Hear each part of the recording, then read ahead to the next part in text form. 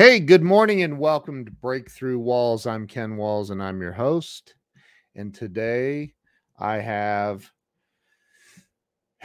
an international business rock star. I don't know how else to put it. We have Mr. Gary VonKennel on with us. So make sure you share this out, stay with us, and let's get ready to break through some walls.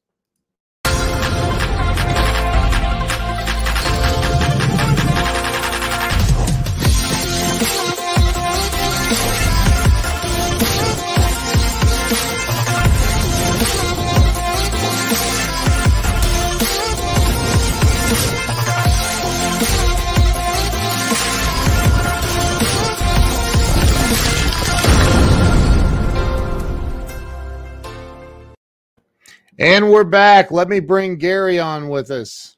Gary, welcome to the show. Thank you. Good morning. Good morning. It's a little bit earlier in Dallas than it is here in Ohio. It's 10 o'clock. So Gary, you were referred to me by our mutual friend, Debbie Bettendorf, who's also a rock star. She's amazing. And you, I know you have an interesting story. You've done a lot of things. I created this show about almost 4 years ago now, and it's all about helping other people have a breakthrough in life. And I assume you've probably had some of those. So Gary, let's start with where you were born and raised.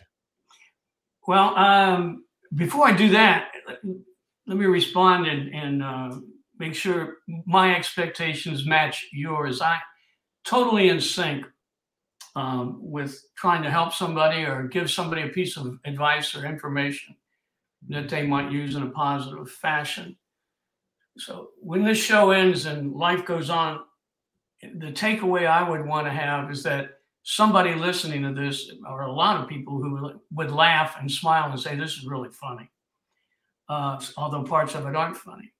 The other part is that somebody will say, and this is kind of the headline for me, if Gary VonKennel can have the life and the business career that he did, anybody can. So this is, so that's kind of the essence of why I'm flattered that you would ask me these questions. But I was born in Ohio, and my parents were both from Chillicothe, Ohio, as were their parents. So in Chillicothe, Ohio, there was a shoe store owned by my grandfather, and my dad at Chillicothe High School was a star athlete. My mom was an accomplished musician for that time. And my dad stayed in the Navy after World War II and made a career out of it. And so for the first part of my life, I was like, leave it to Beaver. It was the greatest family. I had two brothers, and we moved, and we had a great life. We lived in Naples, Italy, and life was great. So I'm from Ohio, and then I moved a bunch of places, but I never left Ohio in my own mind. Wow. So where did you end up graduating from high school? Well, my dad got lung cancer when we were living in Georgia. And a year later, to prove to everybody in Chillicothe that he was fine and physically fit, we drove from Athens, Georgia to Chillicothe, Ohio for a Christmas Eve welcome home Harry's Fine party. And unfortunately, on the way. So say that you froze up. What was that? Unfortunately, what? He died in the hotel on the way home for this in front of my family. So this is kind this isn't a very nice story, but hey, it's who I am or what made me. Right. So first 14 years was a TV show. The next 5 years, we moved to my mom and my brothers and I moved to Chillicothe over Christmas. I started Chillicothe High School And that's ultimately where I graduated from, was Chillicothe High School.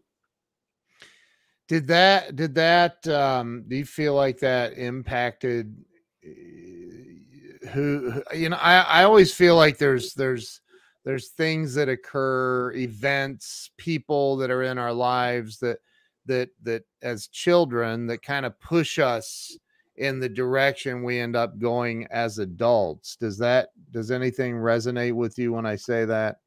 Yes, and this is uncomfortable, but yeah. My mom we said had a drinking problem, but my mom became an alcoholic, like the next day.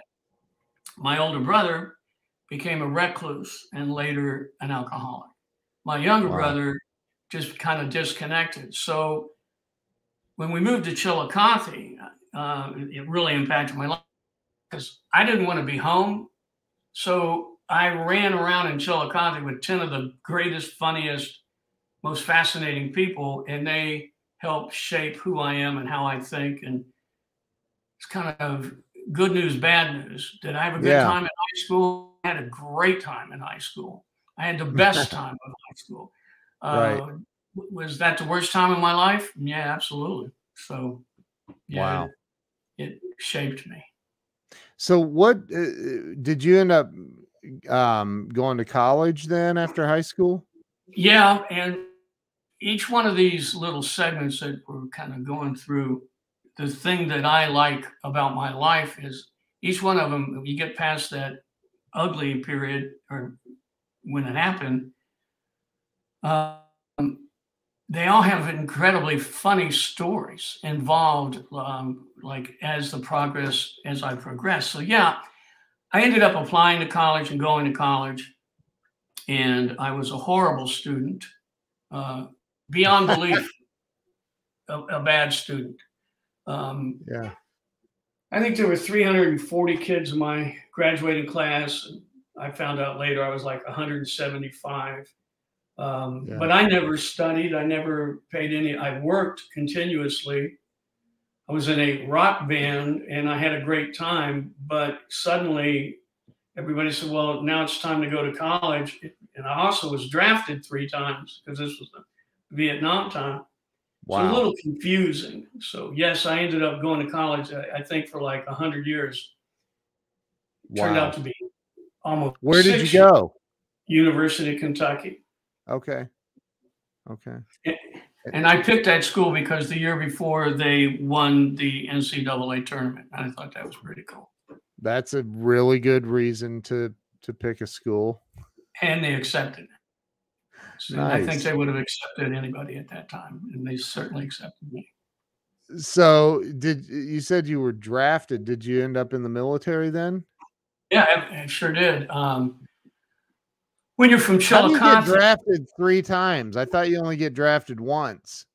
Listen, you didn't live in those days, and you weren't from Chillicothe. The lady who ran the draft board called me the first time and said, "Hey, Gary, your grades are a joke, so you need to apply for special grade extensions, otherwise you're going to be drafted." So I did. And then the second time I got drafted is because I had not earned enough hours to be a sophomore. So she called and literally called and said, which is probably not right, "Hey, you're going to get drafted again." And so I made some adjustments with school.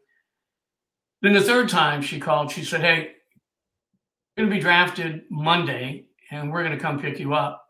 So you better join some." So I joined the Navy Reserves.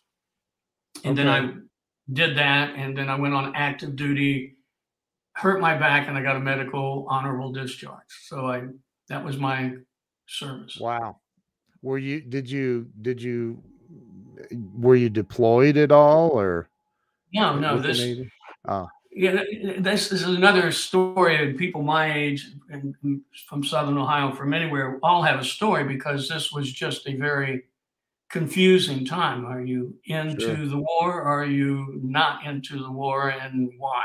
And my attitude and who I was at that period was, I'm kind of into what are we going to do tonight? And, Right. you know, what am I going to do with my life? Right. Right. So you got an honorable, you said medical discharge Yeah, a medical from the, honorable. okay. Yeah. And where did you go from there? So did you go back to college? Yeah, by that time, yes.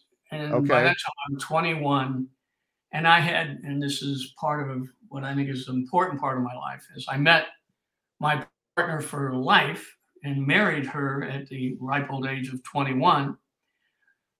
And she was a wonderful and still is person, had a perfect life, went to a perfect school, got perfect grades. And so we went back to UK together because she said I have to graduate, and I did with her help. So now the two of us are starting our life. It's good. And that's and UK is in what city? Lexington. Lexington. Okay. That's what I thought. So you graduate eventually from UK, and Right. did you stay in Lexington? No, no. Part of who I am today, or how I got to be where I am today, is, and the reason I'm enjoying having not only this conversation with you, but with a lot of people who call me, is I never planned, I never thought, I just did. And suddenly I had this degree and I had a wife, we had a dog, but we didn't have a house, we didn't have any money. So through a series of circumstances, I got a job with the Gillette company, and they sent me to their professional sales school in Chicago. Okay. And that became kind of step one for me heading into any kind of a career. But you have to understand, or you don't have to, it's important to consider that you're looking at a guy who is, when I say average looking now, imagine even more so then. I had Okay. no, my degree was a degree, but not worth a whole lot. I wasn't an athlete. I wasn't educated. I was really funny. Okay. And I was intense and I could dance. But outside of that, there wasn't a lot going on. So Right. going into a program that Gillette had when they hired me as a sales trainee was very significant in my life. It worked. So you're in Chicago. How long was the sales training school in Chicago? It was like 2 weeks, and then I got out and we moved to Cincinnati, and that became my territory for the Gillette Company Personal Care Division. And the big news was I had a company car, and I had to wear a tie, which we called a tie job, which was a big deal for me Yeah. and my friends. So here we go. Now I'm on my way to the moon. So you took over Gillette and No, not really. so what did that involve? Was that like going out to I mean, I have this vision in my head of you're going out to Walgreens stores or something Well, that would selling. be, that in today's world, yes. We called Really? on supermarkets, independent drugstores, and chain Wow. drugstores. And Selling razors. in my case, it was Adorn hairspray, Oh, Dippity okay. Doo, and women's healthcare hair care products. Okay. Okay. So how long did you do that with Gillette? 2 years, and this is kind of insightful. And this is because I had this great partner in life who was smarter than me, and we kind of worked well together.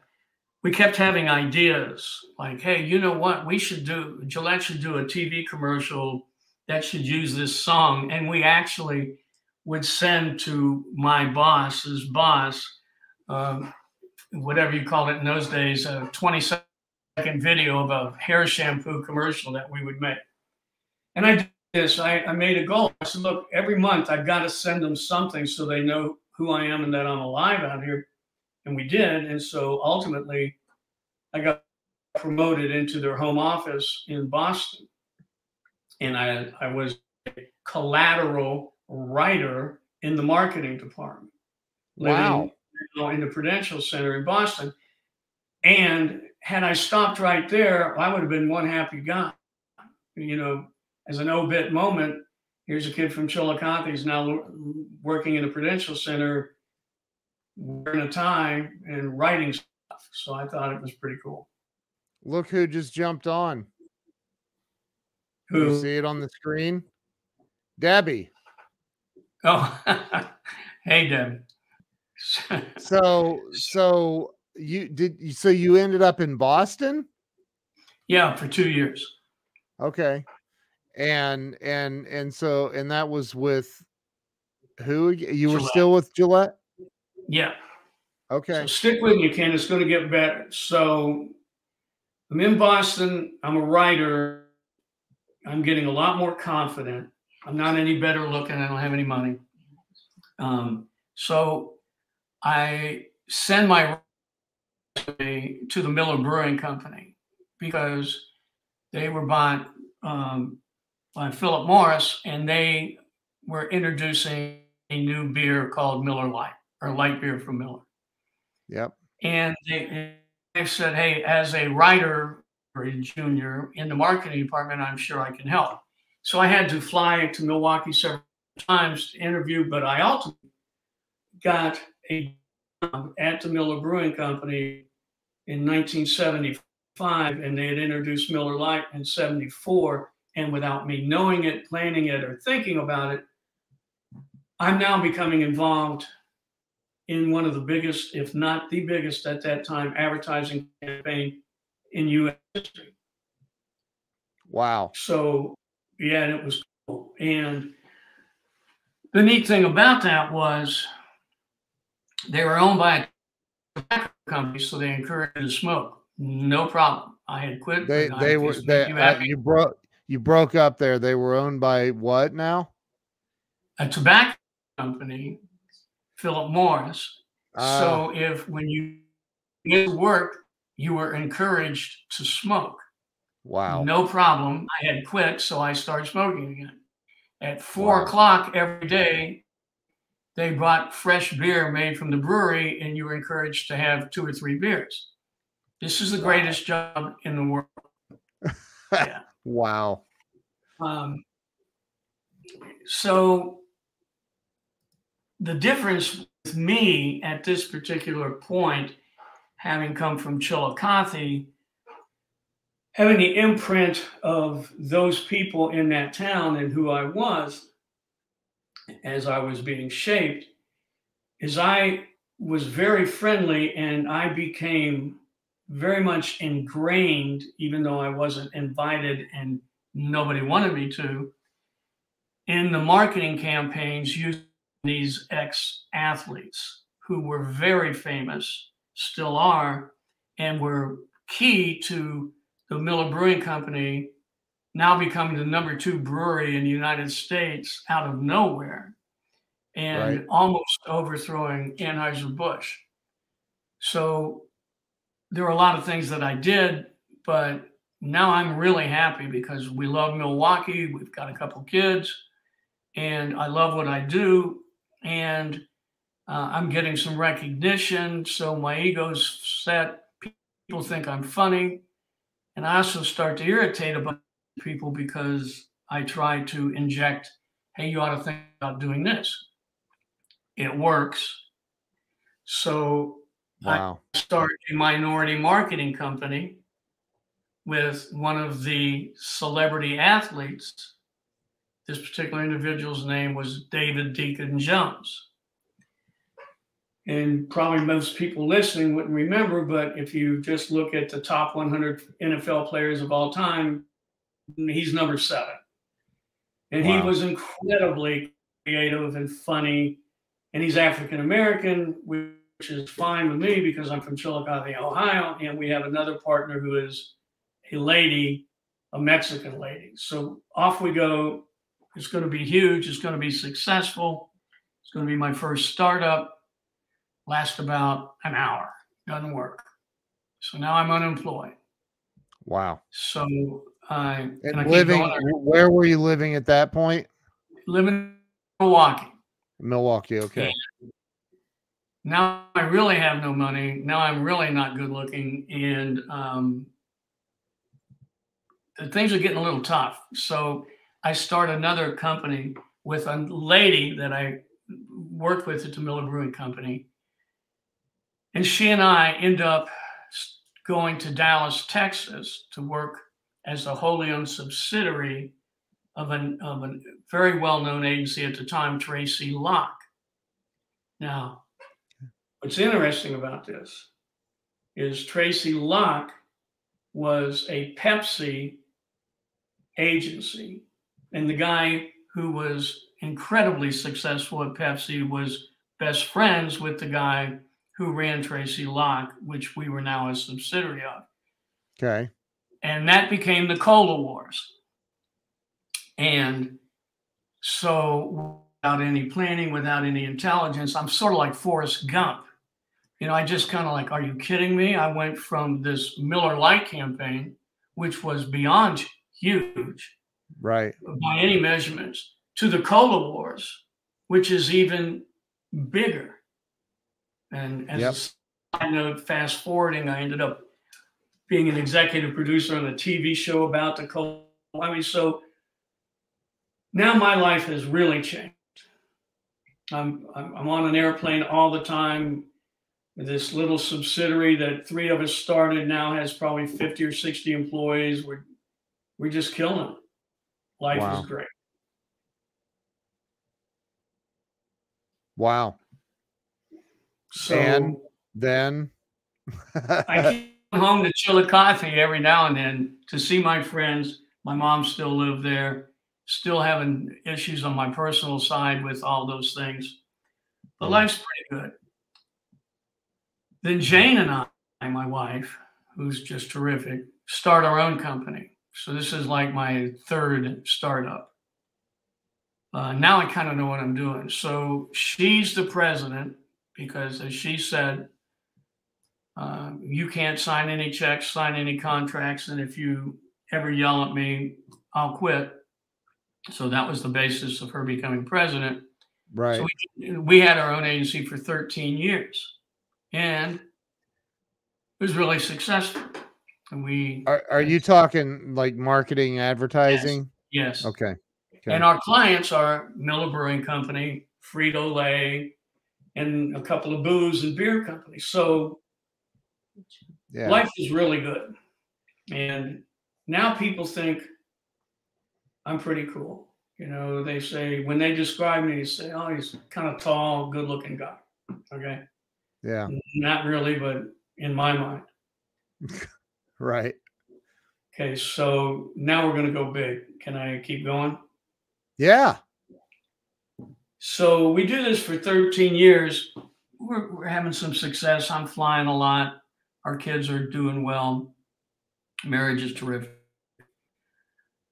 The world's largest marketing holding company at that time, Omnicom, don't even go with the virus, but that's comes to me through a messenger and says, hey, we would like for you maybe to come back and be the CEO of Tracy Locke.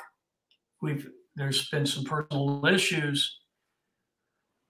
What do you think? And I said, well, and we'll pay you X amount of dollars for the company you and your wife have, and you can bring anybody you want to. I said, well, I really like that idea. So I thought that would be a year. It turned out to be almost 3. And here's where it gets interesting. So they bought the company that you and your wife had and paid you X amount of dollars. That's right. Per year. Which I like.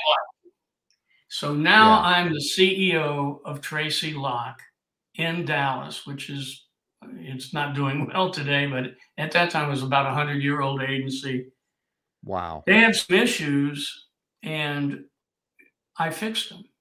Now this is said honestly, but in less than 3 years, the profits tripled. It went from 63 million to 87 million. and we were named best place to work in Dallas. And this Wow. lady that came with me, Sandy Means, was a big part of that.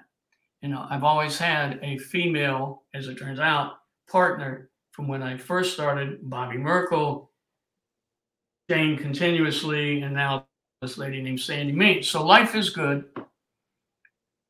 Wow. I become, in my mind, really cool. And Omnicom loves and hates me. And Omnicom's a great company. They love what I do because I've figured it out. Right. They hate everything else about me because I'm not very good looking. I don't have a good degree. There's no reason for me to be here. They call me a hillbilly. So yeah, we decide, Jane and I decide, we're just going to leave Dallas and go buy a house in Charleston, and Omnicom calls. And they say, hey, look, we love what you did with Tracy Locke. We don't love you, but will you take a look at fixing this company we have in LA? I said, yeah. He said, we're going to pay you more money. I said, I really like that. And you're going to have an apartment in LA, and Jane can come and we'll fly her around. And do you think you can fix it? And I said, well, let's see. A year later, it's fixed. And now, humbly stated, it had lost $100 million, which is why they wanted somebody to fix it. And a year later, it's not making $100 million, but it's profitable. Wow. So now I'm on a roll. Now and I'm this, actually this company that you're talking about in LA, is that another agency? Yeah, it's part of Omnicom. So Omnicom said, hey, can you fix Tracy Locke? Yes. Okay. Now can you fix this company in LA? Yes. So by now I've got probably 7 or 8 million miles with American Airlines alone. Jeez. So I go see the main guy in New York City, and we start the meeting, and he's really successful. He's really good. And he starts by saying how much they don't like me. I think, and Why? I said, well, because he's an honest guy. And so I respond by telling him how much I don't like him. And then we both say, but this is really working. So would you like to do another company for us? It's a lot bigger. And I did. Who knew it worked? So now I'm 3 for 3. Back to New York I go. And he said, would you become the global CEO, first ever, of this largest, at that time, direct marketing company? Wow. And I did. So now I have an apartment in London, an office in New York City on whatever street. It's a big deal. Millions of miles, thousands of people. And I'm really, really pleased that some, as you might say, dumbass hillbilly from Chillicothe, Ohio, who has absolutely, there's no reason that this is happening. Right. There is no reason. And I figured it out, and I had this personality by this time, I'm pretty much convinced I've been touched and blessed. I really am thinking there's no end to where I can go. I really think I'm hot stuff. And Jane, of course, would tell me, no, you're not. But things are rocking. I mean, things are rocking. I'm making money hand over fist. My personal life outside of my immediate family is not so good. So I come home, I think it's after 9 years, and I had Bell's palsy when I was in Belgium. So it was hard for me to talk. We had a farm, and I was cutting a tree limb, and it hit me in the face. So I broke my nose three times. Jeez. I was like chain smoking cigars, telling everybody, oh, I quit. I had 3 phones that I was on constantly. I was in Brazil. I was in China. And I kept saying to Jane, hey, it's in my contract. You can come anywhere you want to. She said, listen carefully. I don't want to go anywhere. And if you noticed, the last time you walked in the house, the dog tried to bite you. He doesn't even know you. So I quit. You quit as the global CEO of that company. Yeah. Wow. But and I'm assuming they paid you at least $100 grand a year. You can assume that very easily. No, hey, you know, I'm not. I was making 7 figures from Philadelphia, Ohio, and when I said I'm done, and you know, I didn't leave anybody in the lurch. I set it all up with the right people, and they said, "Look, we'd like for you to stay in an arrangement with us for 2 or 3 years," and I did. They didn't want me to go anywhere else. I didn't want to go anywhere else, so they paid me a little more money, and I liked that. Yeah. So then I'm 59 and a little overweight and completely high strung. And by this time, I'm dealing with my mom, who's got Alzheimer's, my older brother, who's living under a bridge, my younger brother, who was at one time my best friend. We're having issues. I mean, it's like, I got to get this figured out. Yeah. This is a good story so far. Yeah. So when you said you came home and the dog didn't know you, where was home? Because I'm hearing so many different cities. Dallas. Where was home? Dallas. Okay, Dallas. Yeah. Okay. So I'm assuming at this point you were neighbors with people like Mark Cuban. It's funny. I'm kidding, but well, let me tell you a quick. And remember, Ken, every one of these segments that I just walked through, and there's more if we got time or you have it. Yeah. There's always something funny or unusual. This is why I could consider Forrest Gump to be my idol, because it's not like just that we bought a nice house in Dallas. Yeah. It was our second home, which was closer to where I was going to work. But when Jane asked the neighbors, said, hey, did George Bush used to live in this area? Where did he live? And she said, you're kidding, right? Right there. Our fence in the back was his fence in his back when he lived there. Wow. So that was funny. Wow. That's incredible. So, and I think I told you, I have a ridiculous amount of friends in Dallas. In fact, one is this guy right here, Jeff Christensen, who's also known as Jay Fox. He's a nationally syndicated radio show, and he's right there in Dallas. He says, I remember how strong Tracy Locke was in Dallas, and he thinks you're quite a good looking man. So, well, Jeff shouldn't drink in the morning, okay? Because I tell him that all the time. So, you know, like, so there's been this series of these amazing events unfold, in your life. And here you are, the CEO, global CEO of this ginormous company, making millions of dollars a year. And you're, so there's no challenges. Like, you've had no challenges. Everything sounds like it's been really easy for you. Well, you got to be kidding. It's just where's come on, man, spill the beans. Where's the stuff that you like? Yeah, man, I showed up one day and I mean, what challenges did you face? Oh my God, are you kidding me? Every one of these companies, just understand, Ken, just for a second. Yeah. If a major agency, and I mean major, I'm talking employs 1,000 people and does minimum of 50 million a year, has a major problem that they're going to take their top manager out and replace it with somebody like me, that's an issue from the moment you make your first phone call. I'm sure everybody has problems. Everybody is angry. Everybody's been promised. And, you know, if I wasn't such a good looking big guy, I would have had a lot more issues. So thank God. I'm kidding. So you had one conflict after another. So you would walk in these places and immediately you were hated.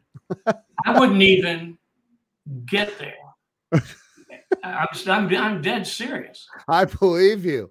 And Wow. it was compounded when I spent an awful lot of time in London and an awful lot of time in Brazil. So then you throw everything that anybody else would throw on it, but then a culture and a language. Yeah. Now it's big time. But and it was, and I loved it. I love conflict, but it was also some of the funniest things happened just because people are involved in the types of people who work in marketing and advertising are not boring. They're funny, they're opinionated, they're aggressive. So it was a great life. Shit, I had a ball. I did. Sounds like you lived the real life of what's that television show, the advertising agency guys? You know what? Admin, I never watched, Yeah. and I just couldn't. I just couldn't make. And a lot of friends of mine said, "Oh, you're gonna love that show." Yeah, it sounds like that's kind of what you live. This is my buddy Doug Wing. His dad built a little $200 million a year company called, well, and so did Doug, but Little Giant Ladders. He says, I hope he stayed away from the Brazilian women. Well, you know. Well, you were married, so I hope so too. And happily married. And for Yeah. 51 wonderful years. Wow, that's so amazing. So Gary, you said you found yourself at 59 years old, dealing, you said I was a little overweight, dealing with your mom who had Alzheimer's, and you had just quit as the you're like, so I quit as the global CEO of a giant company. Where did things go from there for you? Well, it took longer than I thought. And if Jane were on this, she would say, "You're still not over it." I had to really dial myself down. And it just was not easy. I mean, I didn't realize how screwed into the ceiling I was. How everything. What's that mean? What do you mean by that? I was intense and tense all the time. Even when I thought I was being funny, and I was really funny, truthfully, it was, some people would say, "Hey, that could be funny if it wasn't you. Jesus, dial it down." Yeah. Yeah. So we spent an awful lot of time together, Jane and I, dialing me down and figuring out, what are we going to do with this family that you love, Gary, and that needs some direction and some help. And I'm not, so I'm a real nice guy. No, it's just, so we kind of shifted in that direction. Yeah. And this is, I think, key, without a plan or without sitting down and with a coach or anybody, because I don't do that. That's kind of what I do. I started answering the phone calls from all these people who would call me from my business life, from all those companies. And what they wanted to know was, "Hey, this is what I'm about to, what do you think?" They wanted to know what I thought. They didn't, and I wouldn't want me to tell them what to do, but they would say, because this is really important. I'm now the guy. Now, your other friends that have called in and have these successful companies, I get it. Okay. Yeah. And that's good. That's awesome. But I'm the guy who worked for people who I finally was in the room making the decisions. Who gets a bonus? Who gets fired? Who gets transferred to London? That's on me now. So I'm now understanding how important it is to deal with the financial people from Omnicom, which was the world's, and how difficult that is and what the expectations are. So I'm really good now. I'm really good. Wow. Finally, for the first time, I'm not just slick and go. I'm not just really funny and kind of have a powerful personality, my own opinion. I'm really good. Yeah. But I'm out. So we moved to Charlottesville, Virginia, and that's another story for 3 or 4 years. But I ended up at UVA, at the McIntyre School, saying to them, hey, I'll bring in some CEOs if you bring in your best marketing people, and we'll have one-on-ones with 2 or 3 CEOs up there. You can ask them anything.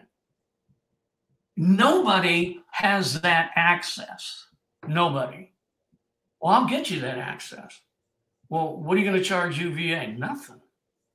You know, and the CEOs can stay at the house with me. I know them. The people the kids went crazy.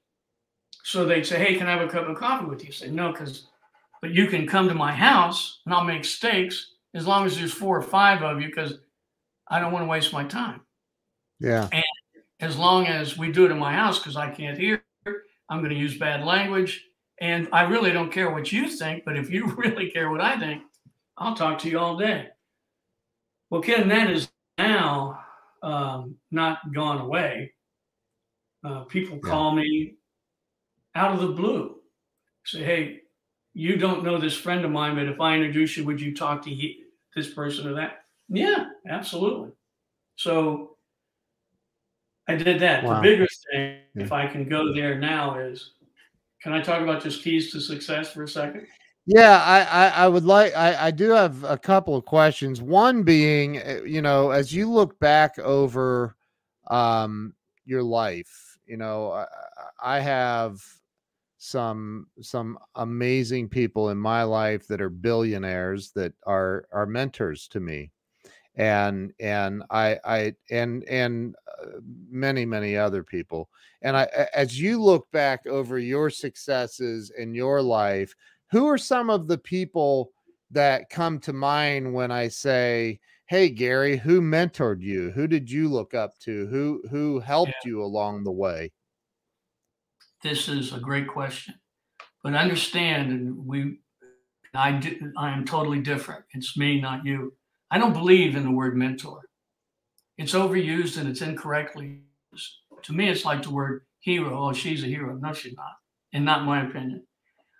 But there have been certain people who have stopped me, corrected me, threatened me, and taught me.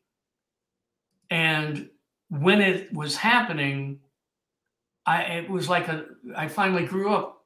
Roger Enrico, who was the worldwide CEO of PepsiCo and was the king of Cola Wars, and his competitor, Sergio Zeman from Coke, I knew both of them. I had dinner at their houses. But Roger Enrico really shaped my approach to business life. And he was not my mentor, because Roger Enrico was like somebody handing you a grenade. Say, hey, be careful with this. Okay, treat it with respect, because it can kill you. But I love Roger Enrico, and he the guy who brought us down to Dallas initially with Tracy Locke was a guy named Howard Davis, who just recently died. Unbelievable.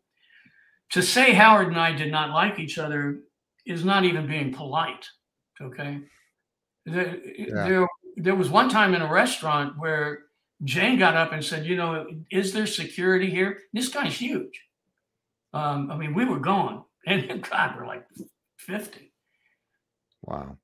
But when I took the Tracy Locke position, I misunderstood everything. My expectations were out. So I called him.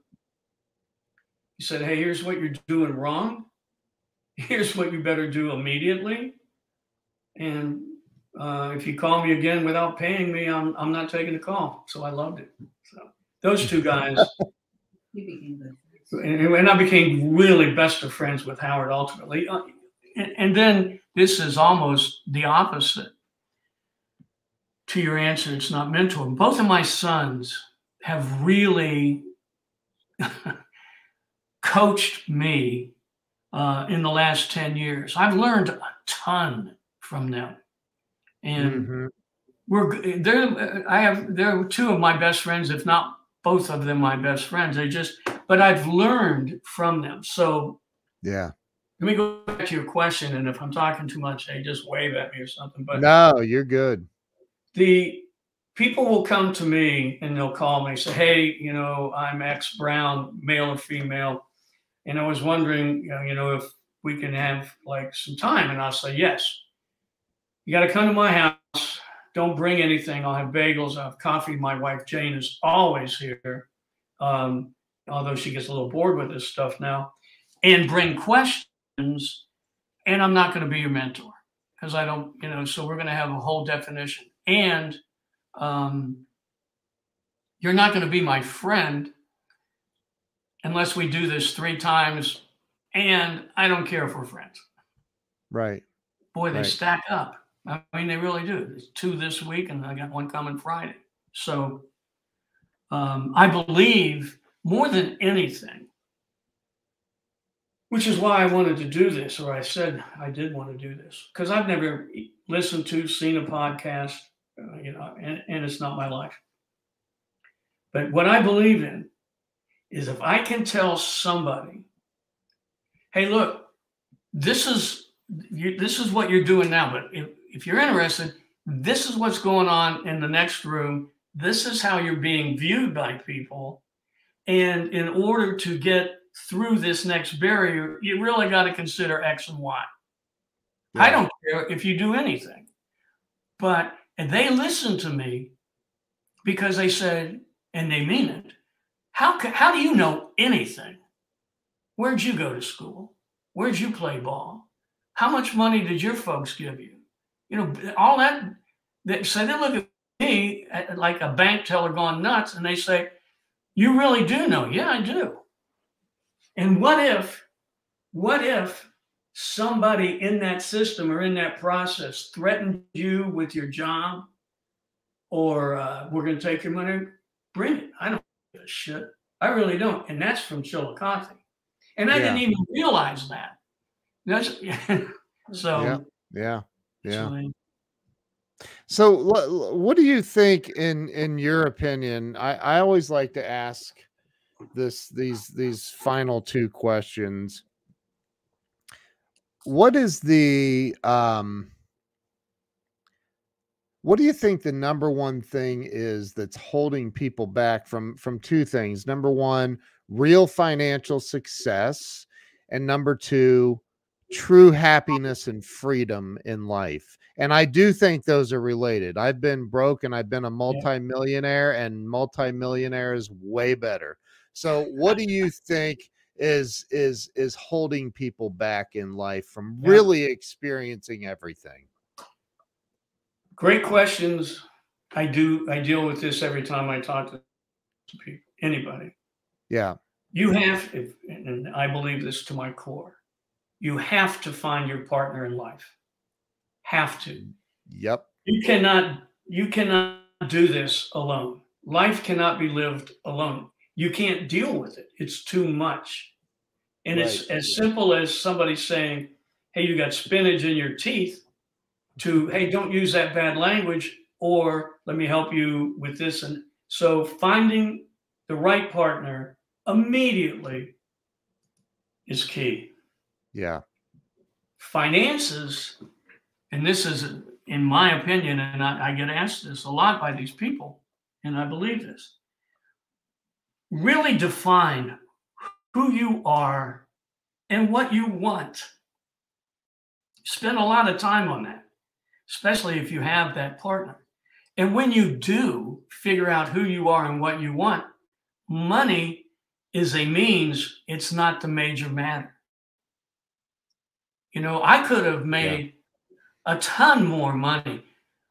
And it wasn't like, you're right, having money is better than not, but it wasn't my focus. My focus was winning, paying all my bills, having enough to do what I want to do with the person I want to spend my life with. And helping people is everything to me today, with my definition of help. So, you know, I love that answer. A friend of mine runs the suicide hotline for the state of Ohio. And back when a couple months after the pandemic hit, I received a phone call and we talked, and the numbers were astronomically higher, and a lot of people, a lot of people didn't know what to do. Like, they literally had no idea what to do with themselves. And I can remember back years ago when my wife and I, we opened our first office. We had a handful of employees, and everybody was getting paid except for us. And it was, it was during the 08, 09, 2010, recession. And this guy walks into my office at work for me, and he says, "Hey, boss, there's some dude out in the parking lot looking in the windows of your SUV." And I'm like, "You're bigger than I am, dude. Go out there and kick his, I mean, do whatever, tell him to get out of here." And he's like, "Well, he's got it blocked with his tow truck." And I'm like, Whoa. "Oh no." And here I am, the CEO of the company, and I'm going, they're here to repo my car. You got to be kidding me. And in that moment, Gary, I'd never felt lower than any point in my life. And there are so many people in the last couple of years that have gone through tremendous loss. What do you say to the people who are trying to figure it out? They haven't figured it out. They're hanging on to life and everything by a thread right now. If they called you and said, "I just don't know what to do next," what would you say to them? Well, when this one individual did, because I'm not Dr. Phil, and this is all way over me. But we were involved with this one individual, and this conversation actually took place. And I said, "Well, before you do, because you're an adult, you do what you think you need to do. How about going to the Columbus airport and flying down here for 2 nights? And if nothing else, we can say goodbye and help you pack for your trip if you're going to do this." Because I also believe that, the standard answer would be, get help. Yeah. No, don't do it, or let's discuss why. I'm kind of, he says to me, "Hey, I'm going to do this." Okay. I wish you wouldn't, but you made a decision. Again, the way I apply myself would be, here's some things I would want you to consider. And one of them in this particular instance was, get down here. Yeah. And she did. And it was good. Wow. Yeah. Which is another way of saying, and if you have another question, that's great. If we got to go, sing a song and split. But I don't tell people what to do. I tell people, if you want to know, this is what I would do. And the connection, and it really worked with this individual that flew down here, is I can't match, and I don't want to match, my sad story to yours. Right. I watched my dad die in front of me on Christmas Eve. Yeah. I watched my mom die in front of me. 10 years with Alzheimer's. My older brother lived under a bridge and wouldn't talk to me. My mom was an alcoholic. I've been through all of that. Yeah. I'm not saying my story matches yours, but I'm saying you can beat this. You find the right partner and understand who you are. Look at me. I mean, seriously. Yeah. Look at me. Of all the people you've talked to, and I know you've really talked to some great people, you've not met somebody like me. My story's too weird. It's just Forrest Gump with a nice blue shirt. Seriously. Wow. Yeah. It's incredible. So you it's funny, I posted this morning that people need to focus on when life's not treating you right. if you would stop and focus on how you can help other people. Zig Ziglar said it best. You can have everything in life you want if you'll just help enough other people get what they want. And it sounds like you're the same way. I do believe that. Yeah. I really do. And it works. Now, I didn't do that in business. You know, I wasn't an awful person, but I was very direct, and it worked. And I just want to make sure, you know, because I'm not a run around, hug everybody, let's get, you know, no. The net of this is you find your right partner, you're on your way. Then talk to that partner, figure out who you are and what you want to do, not everybody else, with this partner. It's a great life. It's amazing, man. It's amazing. Gary, you've got an incredible story. Where can people follow you? Is there any place they can follow you? Is there a website? No, I don't, you know, it's like I asked these two friends of mine, Paul was one of them, this other guy, and there's stories with both of those guys. And they say, hey, I don't even do this. So I don't either. But if you can post my email address, if you would like. And anybody who wants to talk to me, we'll figure out a way for me to talk to them. What's your email address? Gary.VonKennel@yahoo.com. I'm gonna post it right now on the screen so everybody can see it, and feel free to reach out to Gary. And did I spell everything correctly there? Looks like I did. Yes, you did. Yeah. So, Gary, I want to say thank you for coming on and sharing. I know there's a lot of details. We could probably spend days on this live stream. But I want to thank you for coming on and sharing and opening up and you know, showing people what is possible in life, that they can get through anything. What'd you say? I forget how you said it, a redneck from Chillicothe or whatever you called yourself. No, hillbilly. And hillbilly. The first time I heard that, I didn't know whether to be upset or to laugh.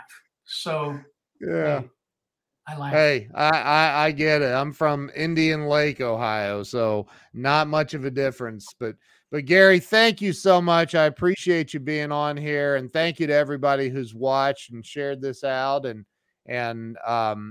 you've touched some lives. Theodora says, "Wow, so powerful." So thank you for being here today. I appreciate you. And if you would stay with me, I'm going to end the live stream. Thank you to everybody again, and have an awesome day. We'll see you later. Thanks, Gary.